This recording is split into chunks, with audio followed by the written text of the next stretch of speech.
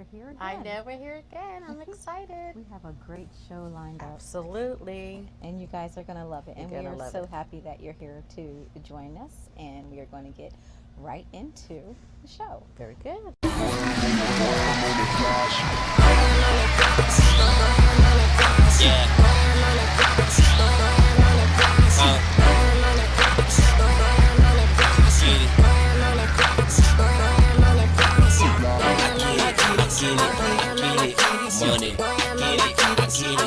Money, cheese, moolah, wow.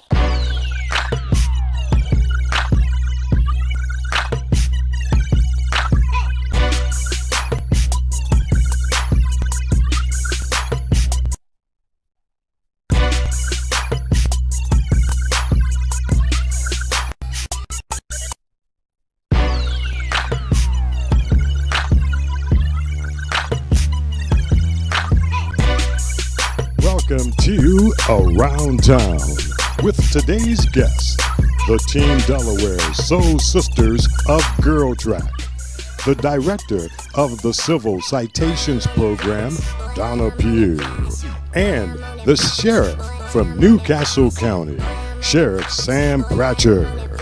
I'm Richard Blackwell, and now here are your hosts, Elizabeth Perkins and Tanya Bayne.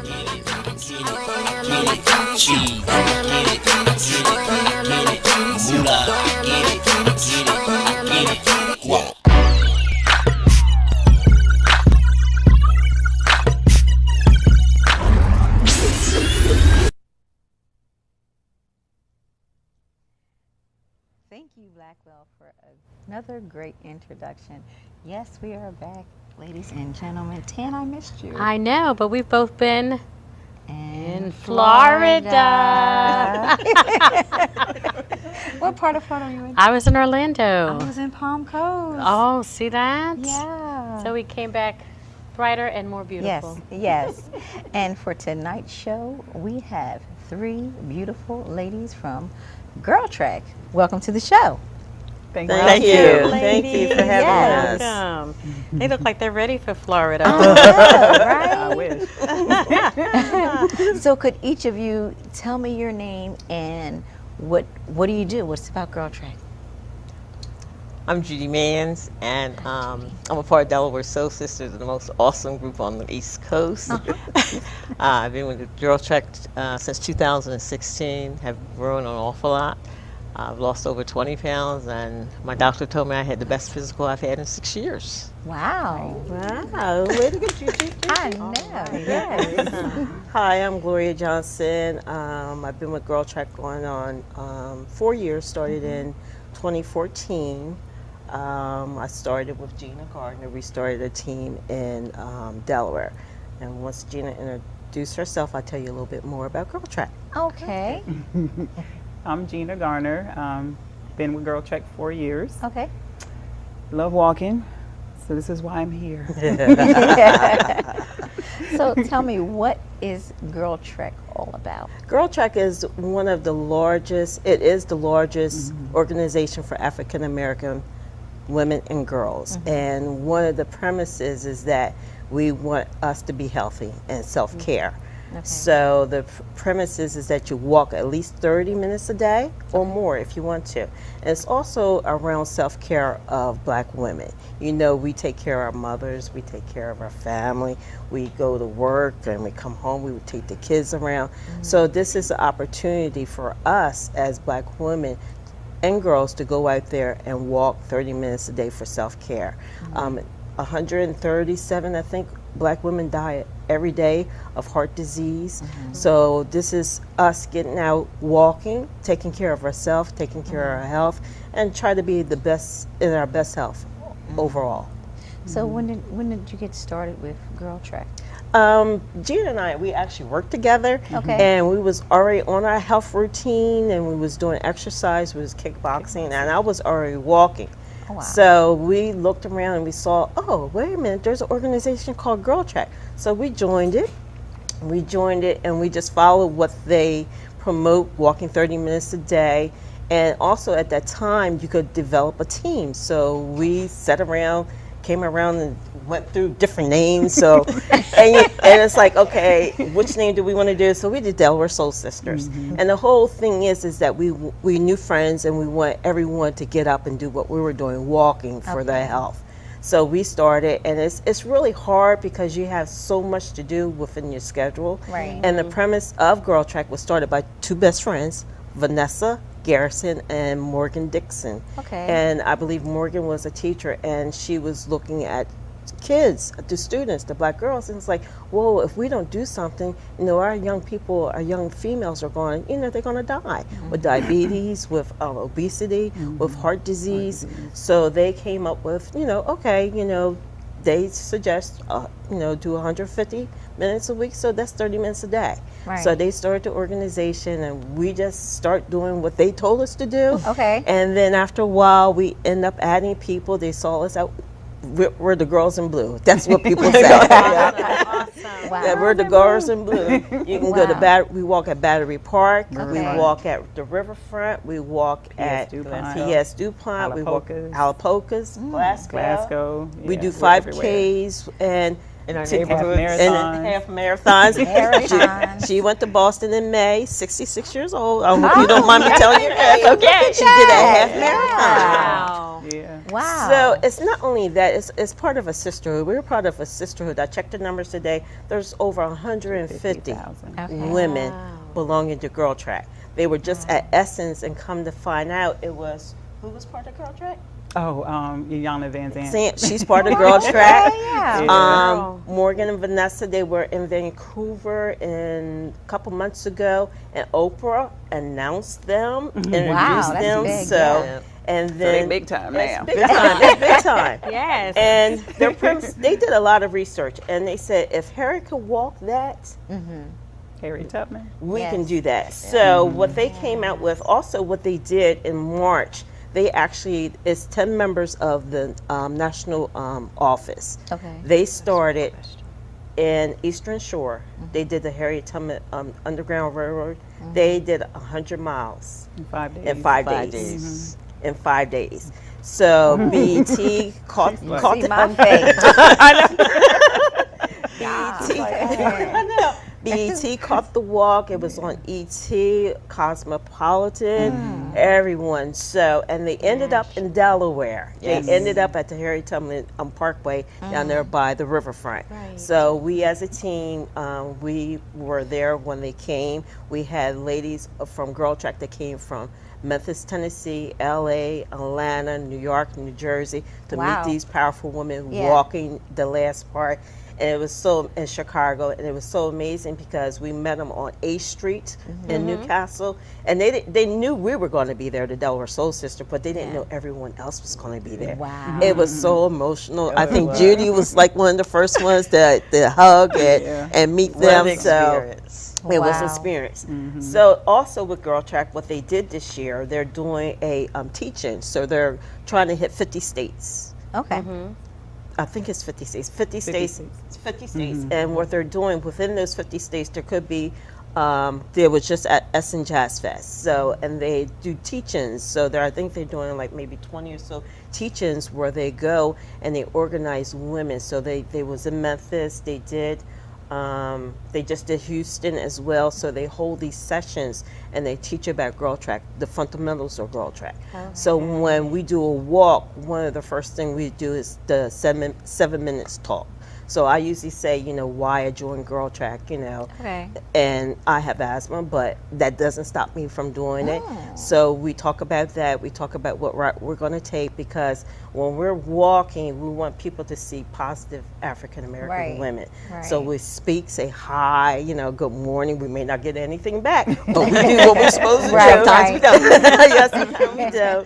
And we as a team, we do more than 30 minutes. We usually do at least 3 to 4 miles. Sometimes we do 6 miles. Okay. Sometimes 20. Sometimes 20. Getting ready for that 100 again, right? So you don't have to walk with a team. Everyone who joins Girl Track is considered organizer. So Judy, she's an organizer. Gina's an organizer. You can post walks on. We have a web page. Okay. The Girl Track is girltrack.org if you want to join. Yeah. And if you, that's one way you can join, or you can text Tubman, TUMBAN, to 22828.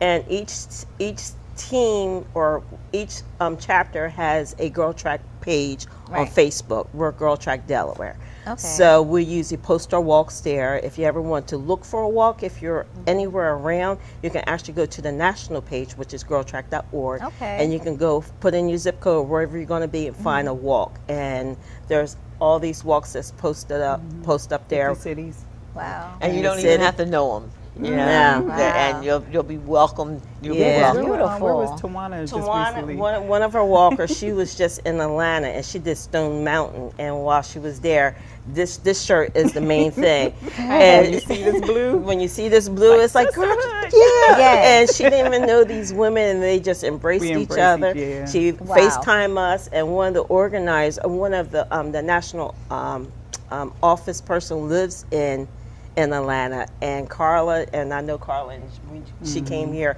and it's like, oh my God, Delaware Soul Sister in Atlanta, and it's a truly sisterhood. We Yeah. take care of each other. We have, other than walking, you can do like yoga and things like that. So it's all about taking care of yourself. Right. You And know? what's the youngest that can The youngest, Be in a even group. young girls, we have what I would like say what's school. the Yeah, I age would say limit? middle school. middle Yeah. school. Middle school. Okay. But they even have little babies, with their girl track. Pictures. Oh, Yeah. wow, that's cute. That's cute. Yeah. They can walk. Pop them in the stroller. We gonna walk. Start them early. Exactly. Yes. Exactly. And if anybody say, "Oh, we can't walk," we go knock on the door. You say you're gonna walk. Come on, we take you. We do that too. Encouragement. That Yes, accountability yes, system. accountability. And what they did this year, before you used to do monthly challenge. So our tracking season is from February to November. And Okay. what they did in the past 3 years, after Thanksgiving, we do what is called a family track. So if you're having a Thanksgiving dinner, you know how you eat and you just sit down I'm a foodie. and you don't go nowhere. Well, we don't do that. We get out and we get the families together. Judy, you did that this past Yeah, Thanksgiving. yeah. Everyone came to your house, and what happened? Yeah. We- My sister and her husband and my nieces and nephews came, and then, as always, Delaware Soul Sisters are always there to support. And Yes. they joined us. There was about, 20 of us? Uh-huh. 20 of us that walked the day after Thanksgiving. Yeah. The day Had lots after. of fun. My youngest niece was 6, and my sister was the oldest. Oh, wow. And she's 2 years older than me. That's amazing. Yeah. So it was Yes. just, and that walk we had both the men and the women in our family. So it was just a Yeah. it was a wonderful It's a time. wonderful thing. And what they did this year, they came out, which is a Harriet handbook. Okay. And it has close to 1,000 walks that you can do. Oh. And with this is they break it down like you can do a cross training remix, like 19 minutes is equivalent to 30 minutes of walking. If you're going to walk to a jazz festival, that's considered Right. a walk. It's all about self-care. It's all about Okay. us taking care of ourselves. And getting out of the house. Getting out of the house, you Yeah. know? Doing something to. Yeah. I'm a great health and wellness advocate, and really just started again exercising and walking. So I'll be going to the Okay. website. Nice. But what I'd like to know is for each of you personally, just briefly, like in 10 or 15 seconds, tell me what Girl Trek has done for you personally. For me personally, it's reminded me that I can do what I decide to do, and it's also got me to focus on my health. Like I said, I've lost over 20 pounds. I'm eating better. I'm still not eating as well as I should, but I am eating better Okay, as a result. excellent. It helped me focus on my health, and it also allowed me to say no. Okay. For self-care, it allowed me to Okay. say no. Very good. Same Excellent. here. Because it's hard, it's Yeah. hard to, say no because you want to do for everybody. But the same here. And me personally, I love Girl Trek because of this Harriet's handbook, that it puts you in situations where you didn't know you can maybe some of the girls skydive or, whatever it is that's in the handbook that they do, you're Y'all out are here. It's doing like, it. oh, I didn't know I applaud could you. horseback I ride, but I'm applaud doing it. Yes, I applaud you. Well, we are going to go to break, and I thank you, ladies. Thank you you. for Thank having you. us. Thank you for having us. Thank you. I'll come out and get a T-shirt and cheer y'all on. I ain't gonna lie. But we will be right back with Tanya Bayne and Health and Wellness.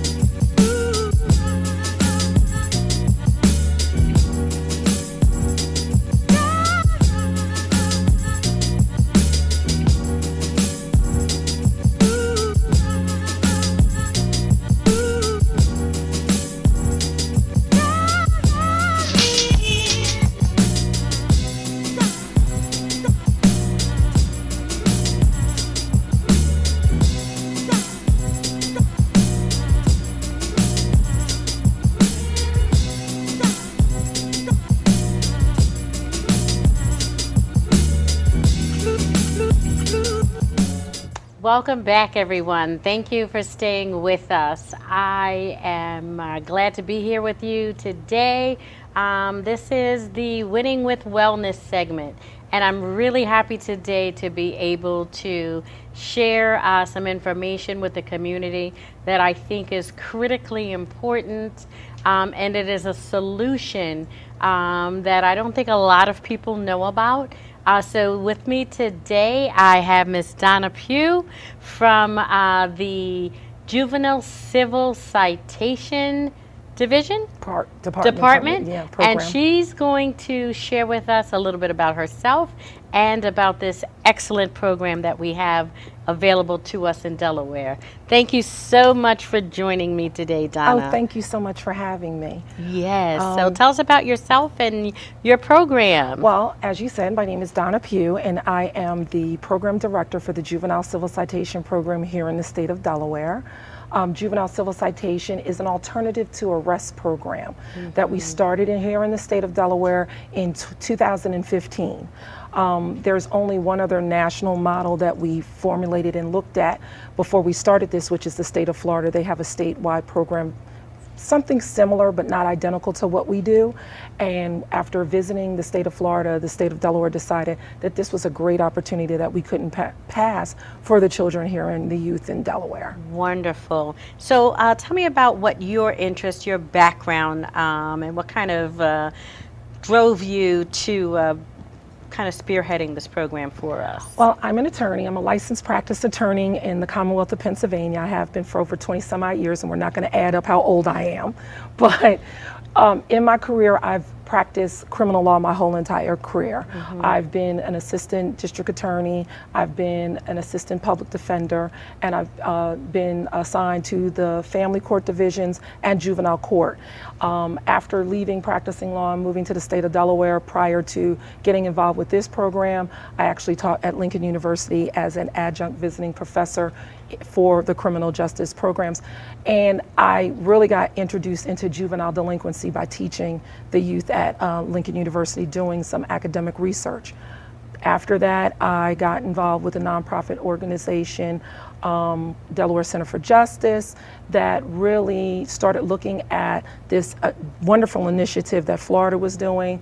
I got involved with different agencies that were involved with juvenile youth in the state of Delaware, and we really started trying to figure out a way how we could replicate this model that Florida did in the state of Delaware, and we were very successful in doing that in 2015. Perfect. So give our audience an idea of how does the program work?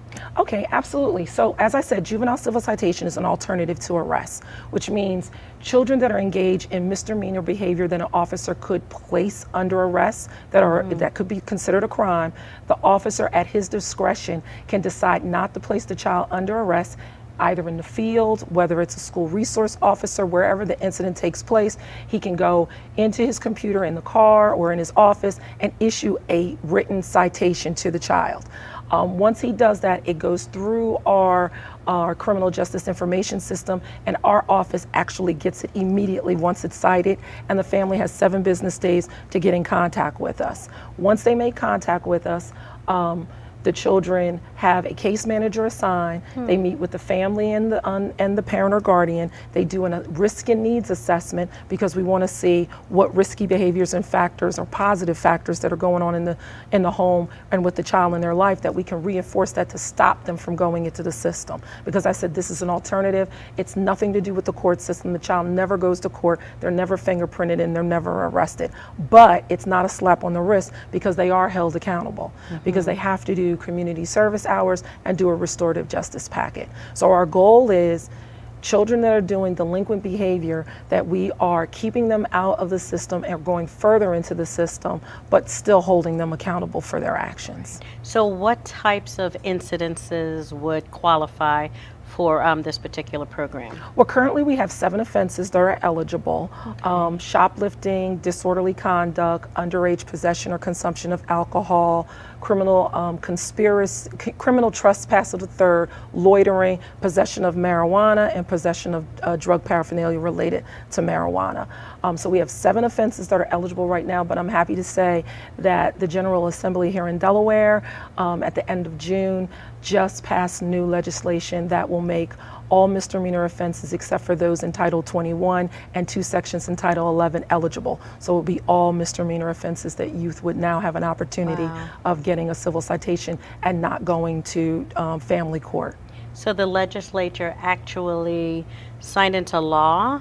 Yes. That all misdemeanors, excluding 3 different sections, are now eligible for civil citation. Eligible. So when I hear that, what I hear is that, you know, of all the things that we listen to all the time about what's happening in our communities and that we are alarmed about, and you know, rightfully so, that there is something that is happening here in Delaware to provide people with an alternative for that, and that's something that's coming directly from the police officers themselves that make the decision. Yes, yes. All right. Absolutely. It's law enforcement discretion, and what we do, as the director, I also do law enforcement training with the officers, and I talk to them about the teen brain, about the children's brain not being fully developed until they're in their 20s, and so sometimes you have to understand that children need to be held accountable for their actions, but sometimes it's because of their mindset of not a developed brain that they have poor choices. It's delinquent conduct, it's delinquent behavior, but the child is not a delinquent. So that's the message that we're trying to get across. And another key that I like to stress is we hear so much in the news about the negativity of the children that are getting arrested, of the really serious offenses that you hear, and law enforcement engaging and placing people under arrest. I need the community to understand that they are being engaged, that officers have this in their tool belt, that they can have another option and still preserve a child's record, but know that they're still going to be held accountable and getting help, but that youth rehabilitative services in the children's department is not just about housing, having the cottages and the Ferris school, that we're putting kids on probation or taking them out of their homes and putting them in our facilities, that we aren't just putting you into detention or low-level facilities, that we are also doing preventative measures, because this is true prevention right on the front line. Excellent. So at what grade level would young people be impacted? We don't have a minimum age for the referral. That's the wonderful thing. Wow. If the child is doing some type of act that the officer would be looking at to arrest them for that offense, then they're eligible. The only thing we have is a maximum. You can't be over 17. If you're 18, you're considered an adult. So any age up to 17, you are eligible for a civil citation. Wow, that's amazing. So on the other end of that, so that people understand that it's not just a slap on the wrist, give us a little quick insight about kind of what happens on the other end. So if a child is entered into the program, as I said, how they're held accountable is that every child is required to do community service. We require 5 hours of community service right now. And what we try to do is we try to have them do it in the community, because we feel like that if they're doing their community service at a local church or Boys and Girls Club or even at the YMCA, they get exposed to other people that may keep them engaged in doing things. Because we understand that sometimes some of this behavior is because of idle time and they just don't have anything to do or interest. So if we can expose them to that, that helps. The other component is they're required to do a restorative justice packet, which is our community impact statement. And what the case manager does, they engage with the parent or guardian prior to meeting with the parent and the child, or the guardian and the child, that first initial, and they talk about what that offense is, and they give some talking points to the parent or guardian when they do the impact statement. The child can't do the impact statement alone. They have to sit with a parent or guardian with them and complete these questions. And the first one is, why were you referred to juvenile civil citation? And why we like that question is because the child didn't have an opportunity to voice their side of it. So, and plus it gives that parent or guardian the opportunity to hear where that mindset of that child is. The questions build upon that. Who did it impact? And depending on type of offense, we have the case manager give talking points to the parent or guardian. If it's a shoplifting, we want that child to understand that it's not the bubble that you're living in. You might have gotten suspended from school, or grounded, or your phone taken, but it's bigger than you.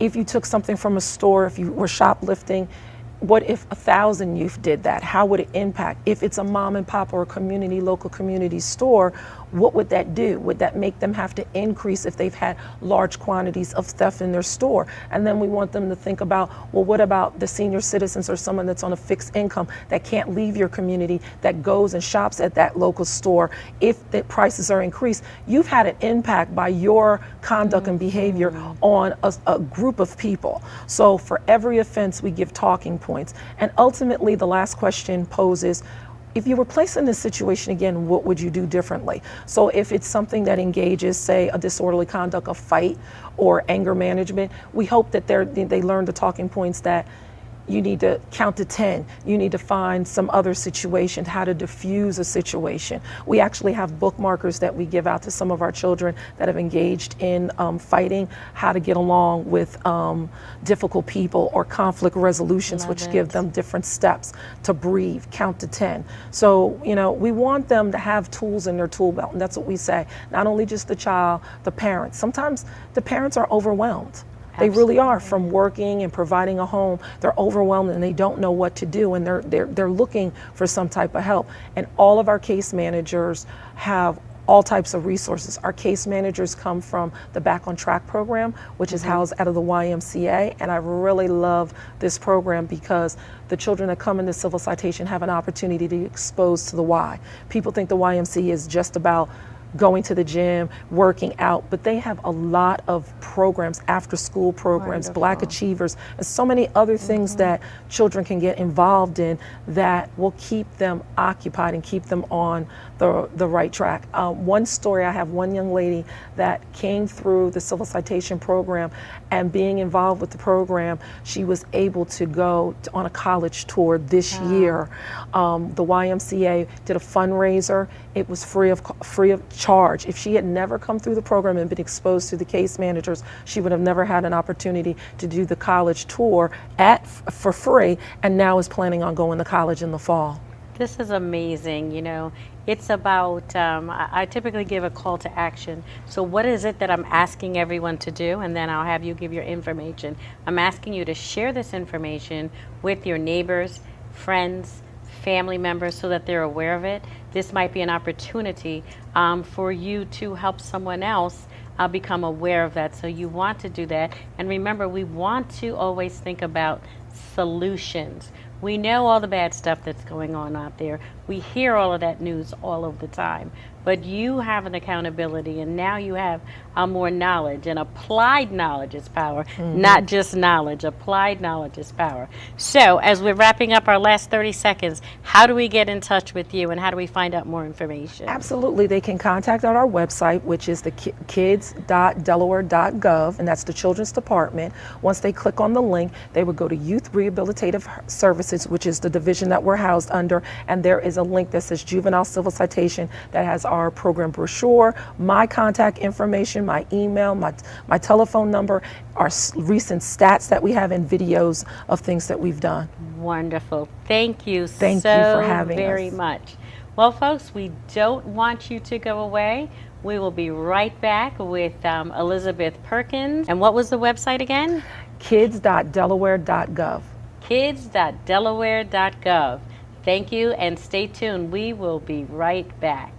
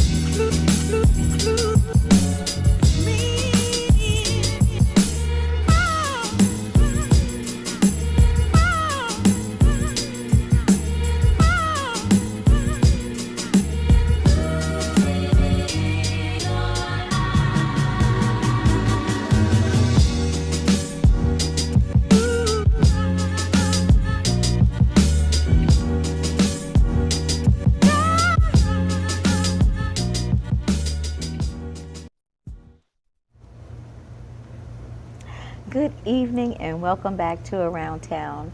I am having a great conversation with a brilliant man, our own Sheriff Pratcher.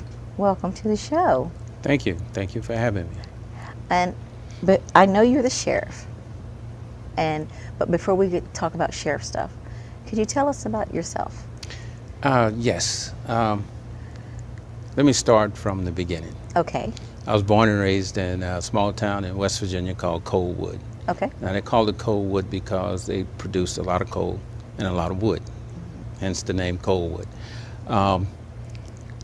My early education was in West Virginia. I graduated from high school, and after I graduated from high school, I joined the military. I spent 4 years in the Air Force during the Vietnam era.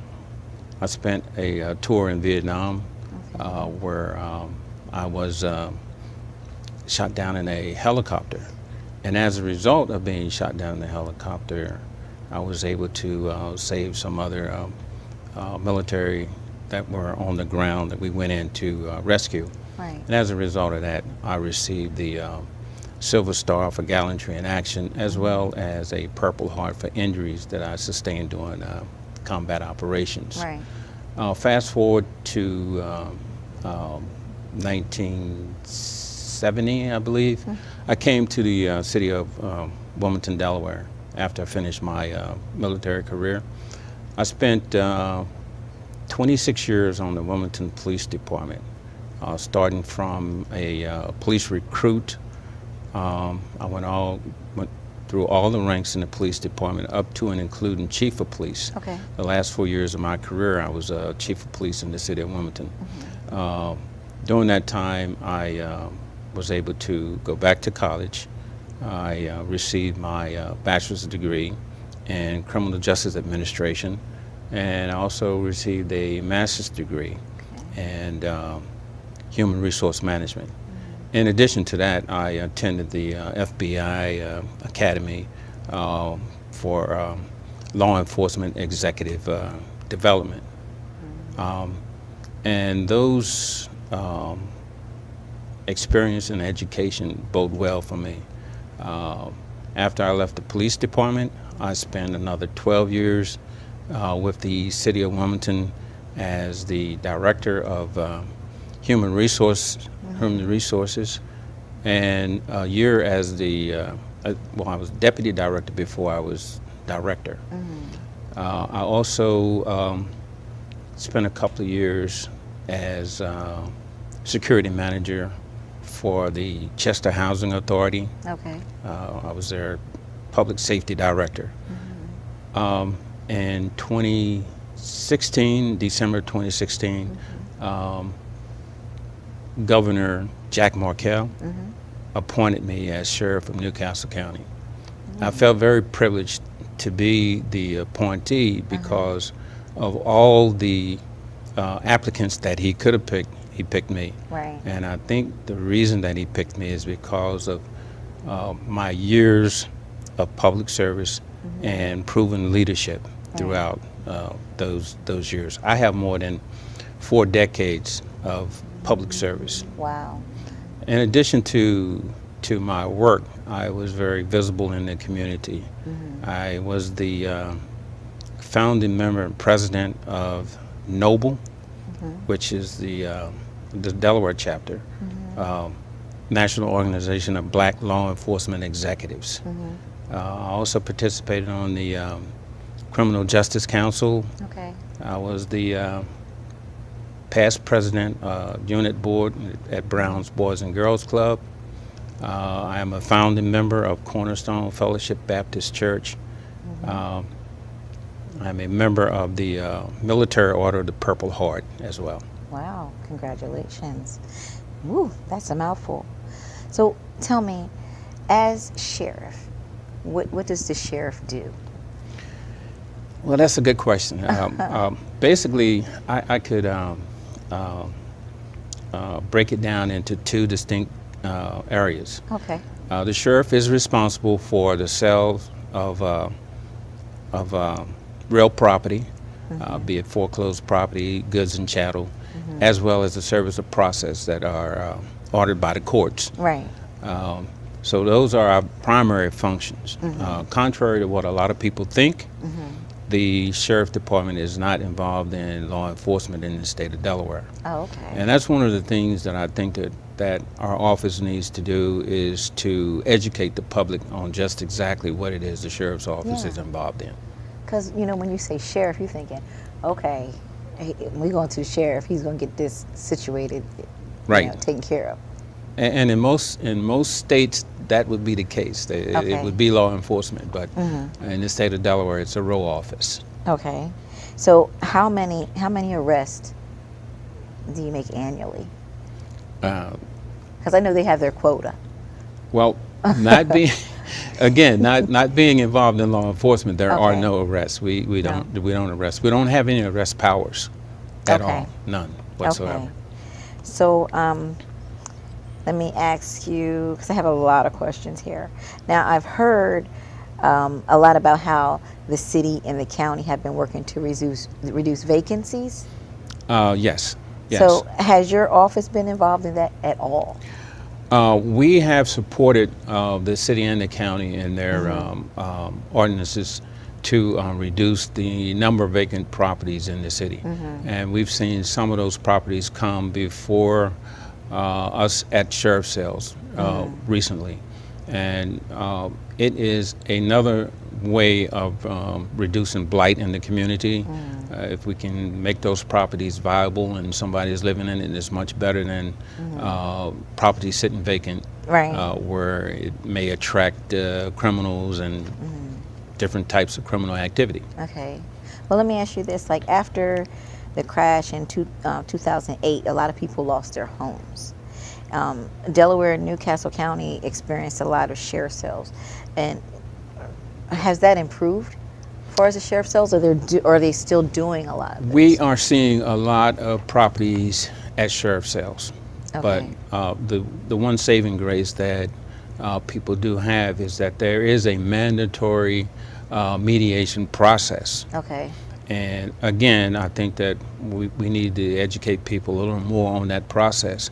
I've been working with the Attorney General's office as well as certified housing counselors because although the information is supplied, a lot of people just don't take the time to read that information. And if they did read it, they would find out that although mediation is mandatory, only about 50% of the people, a little more than 50% of the people would show up for mediation, the process. Now, when they do show up and participate, there's about a 62% chance that you would have a successful mediation, meaning that your house is not foreclosed on, that you're still able to make some other arrangements with the mortgage company or the bank. So there are options out there. Yes, there are. So where would they get this information? Most of that information is supplied through the Attorney General's office. They have someone specifically assigned. They can also get the information from certified housing counselors, and we do have some pamphlets in our office that people can pick up as well. Okay, so when you say housing counselors, is that like Section 8 or Wilmington Housing Authority? Is that where they're posted at, or where is that? Yeah, some may be not necessarily Section 8, but there's different certified housing counselors, and you usually find them attached to community centers like I believe the Southbridge Community Center has one, and some of the other community centers. Because when it comes to the housing situation, because I look at how the homeless and how much, like certain areas in the city, they are just vacant housing. What are they doing about getting people in those housing or fixing those houses up instead of just leaving them and just abandoned? Well, it's a slow process, but the city and county as well has been bringing properties to sheriff's sale. If they are delinquent in taxes, those properties can be turned over to the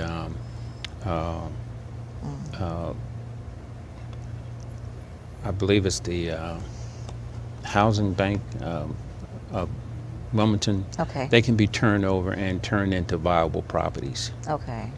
What puts a house on the sale list? Like what happens? What's involved in that? Do they miss out on paying like a property tax or a school tax? How does that work? Well, if you're talking about tax properties, Yeah. it's usually a combination of accumulation of taxes that will get you on the sheriff's sale for tax purposes. Right.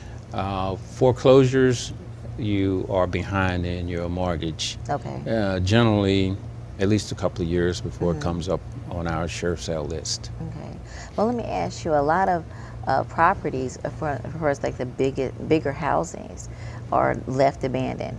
What do you do about that when a property is left abandoned for years? I'm not sure that there are a lot that are left abandoned for years without the mortgage companies being involved Okay. and Or to fix the foreclosing structure. on those types of houses.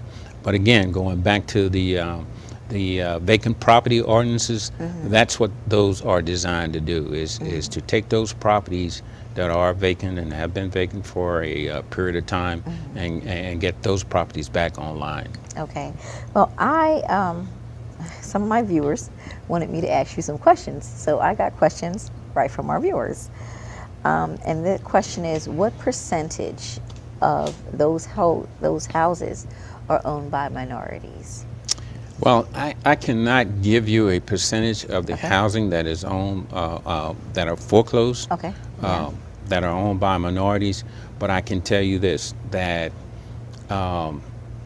since the economic downturn, a lot of people, lots of people have been affected by the economic instability, and it crosses all borders. Okay. Not just minorities, but everybody has been affected by this. I've seen houses as low as 20,000 come up on a sheriff's sale, and I've seen them as high as 600,000 Okay. on sheriff's sales. Okay. Those are that's residential properties, but we also have some commercial properties that have been up for sale as well. Okay. And another question is, what about the properties that have been in people's families for generations? Like their moms or their grandparents has it, and now it's up for, what is it, sheriff's sale? Well, Do they have a chance? Yes, they do have a chance. What happens if you are the heir of a property, if it's deeded over to you, or you're part of that estate, if you have that property, then it's your responsibility to make sure that the mortgage is paid if there's still a mortgage on it. Right. Now, if you don't pay that mortgage, it's probably going to go to foreclosure. And once it's in foreclosure, the owner, again, would still have an opportunity for mandatory mediation. Okay. And that's at the point, let's say, if you were the heir of a property, at the point that you became the heir, you need to find out some things about that property at that point in time to find out, where you are. Right. Are you behind in the mortgage? Can I make some arrangements with the mortgage company or the bank in order to rearrange the payments? Okay. That's what mediation is all about. Right. And that way they can go to this mediation and they can get the information to save their housing. Yes. Okay. So, and now we have another question. I know you don't do arrest. Right. We don't like arrest. That. You don't arrest anybody. Okay, but one of our viewers Okay. wanted to ask, because we hear a lot of different stories about Wilmington, Delaware, and they put a stigma on it where people get afraid. And this was a question from a young lady. What would you say to a young minority man in today's society that will help them stay alive? Because it seems when they comply with officers, they're still having fatalities. Well, that's a good question. And my response to that would be, as I told you before, I had 26 years in law enforcement. And I went up through the ranks. So I've encountered a lot of different situations. I have a son. My son is in his 30s. Right. And when he was a young man, when he first started driving, I would tell him, and I would tell anyone, if you encounter a situation with the police, you know, comply to their orders, because you cannot win on the street. Even if you're right, if you resist, you're going to be arrested. So the actual place to state your case would be after the fact. So you can always make a complaint to the Internal Affairs Department, but you have to comply. You should comply when you're on the street, Right. because, as I say, you're in a no-win situation. You're not going to win that fight on the street. Do you think our police officers are highly stressed? That requires me to make an opinion that I just can't make. I couldn't say that they're highly stressed. Right. I've been there and I've done that, and it depends on the individual. Okay. I think the police officers are well trained, but at the same time, you know, it's just they're a microcosm of society, and although you have some very, very good police, Right. you could have some police that are not very good as well. So how do you handle that? The sheriff's office, at the police station, how do they handle an overly aggressive officer? How do they handle that? well, if a police officer is overly aggressive, it's going to show up on the number of complaints against the officer and the number of uses of force. When that happens, you know, there tends to be a need for remedial training. That's from my law Right. enforcement background. I'm sorry to cut you off. Do you think our police officers here in our state, do they wear the body cam? I don't believe so.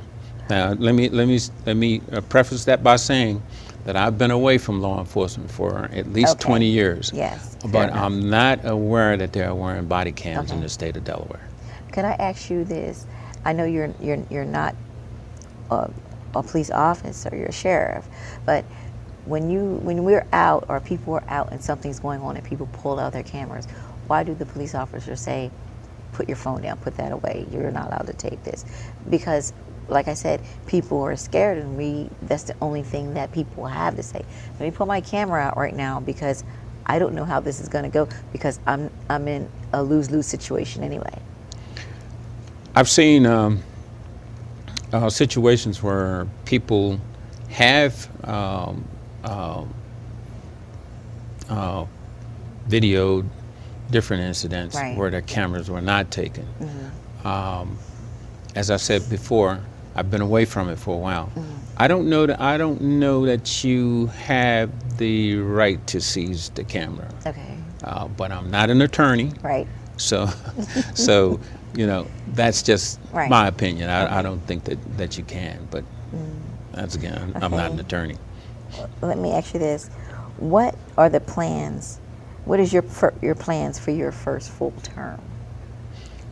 My plans are to, number one, to educate the public on what it is the sheriff's office does. I will continue to support the city and the county as far as the vacant housing is concerned. I will continue my support of the Delaware Coalition Against Gun Violence. And as far as the office is concerned, we will continue to upgrade our equipment. We will provide additional training for the deputies as well as our administrative staff. And we want to continue to upgrade their equipment used by the deputies and the administrative staff as well. And again, I have to, because you're here and I have the opportunity to have you in my presence, with the amount of shootings that's going on, and what are they doing to do more to find these shooters that's out in the streets that they can't find, because we have families that have people that are lost, victims that have been lost due to gun violence. What are they doing to work that avenue to get these people apprehended?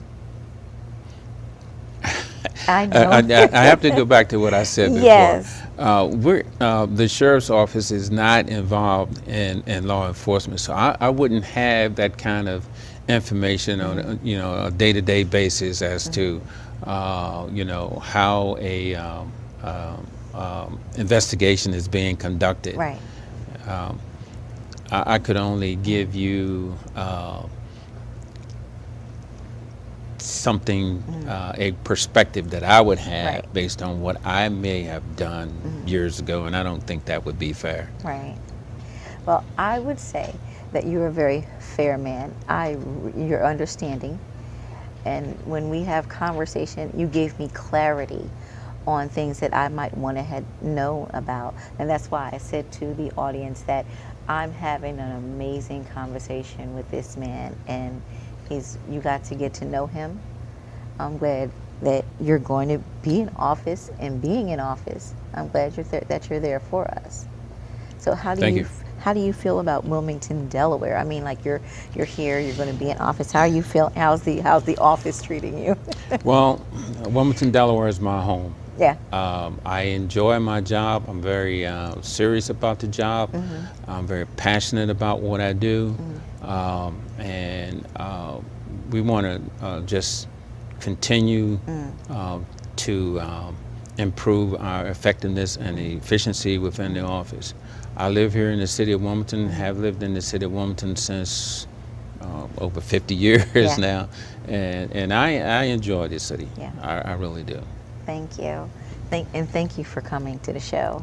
Thank you for having me. Thank you. I'm going to say that I love my boys in blue, and I say, you guys, give them a chance. Come fly.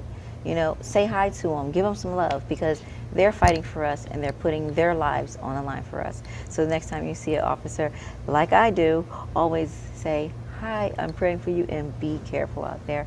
And this is our show, Around Town, and I'm Elizabeth Perkins. Good night. Yeah.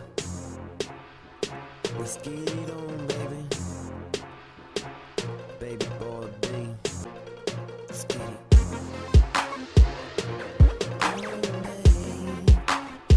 Let's get it on, baby. You've been watching Around Town with your hosts, Elizabeth Perkins and Tanya Bayne. Be sure to tune in on Tuesday, August 14th at 6 p.m. for the next edition of Around Town. I'm Richard Blackwell, and thank you for watching Around Town.